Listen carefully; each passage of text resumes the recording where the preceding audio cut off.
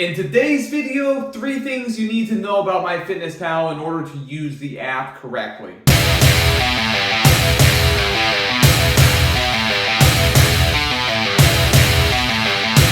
What's going on? Pro Physique Coach Ben Berluti here. Today I want to quickly go over 3 things you need to know about MyFitnessPal in order to track your calories and macros as accurately as possible on the app. Number 1. Just know that it is a public user domain database tracking app, which means anyone can put caloric and macronutrient information in the app, and sometimes some people can put the information in wrong. So let's say you had, for the sake of an example, some core pudding, okay? 1 serving of core pudding, which is 33.5 grams of the cookies and cream, which is the best kind, in my humble opinion.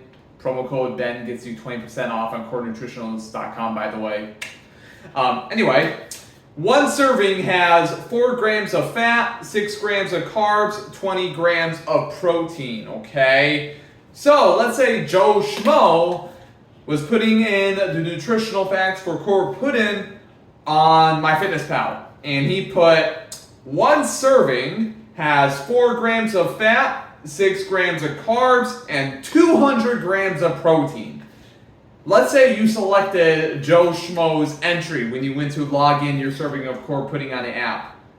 Did you do anything wrong because you selected it? No. Okay, it was his fault for putting it in wrong. You just got the short end of the stick by selecting it. So always make sure to compare food labels with the actual foods on the app, okay? Just to make sure the macronutrient information is put in correctly. If it is a food that does not have a food label, like a serving of produce, like a fruit or vegetable, I would recommend just quickly checking nutritionx.com and going on that database and going, okay, I had an apple, okay? Let me type that into the database. I had 6 ounces of apple, and just compare that the information there. It kind of correlates, is equal, right, to the information on MyFitnessPal, just to ensure it is put in correctly. Number 2, MyFitnessPal will try to adjust and give you extra calories burned from exercise. What does this mean? So let's say you did 20 minutes of incline treadmill walking, and MyFitnessPal decides that you burned 100 calories while you did that session. If your total caloric intake target is 2,500 calories, for example, it's going to give you another 100 calories because you burned it from exercise. Ignore that. Turn it off. Pay no regard to that, okay?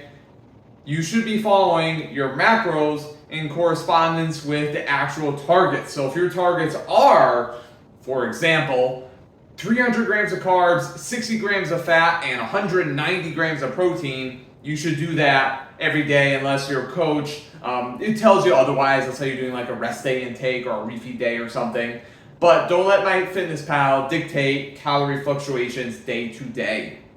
Number 3, net carbs, okay? This is a feature of the premium version of MyFitnessPal. I don't even have the premium version, and I love the app. I use it all the time.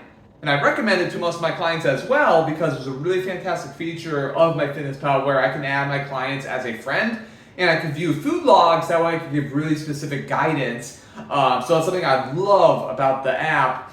But the net carb feature sucks.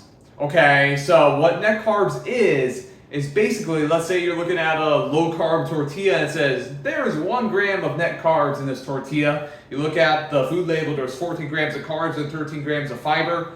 They are subtracting fiber and sugar alcohols from the total carbohydrate total, okay? So you don't want to do that, okay? Do not track net carb, track actual carbs, okay? So those are 3 things you need to keep in mind when you go to use MyFitnessPal to use the app correctly. Like I said, I absolutely love the app. The base version works just fine, okay? It's what I've been using for years, and it is typically what I recommend to my clients. There's just 3 things that you need to be aware of. Take care.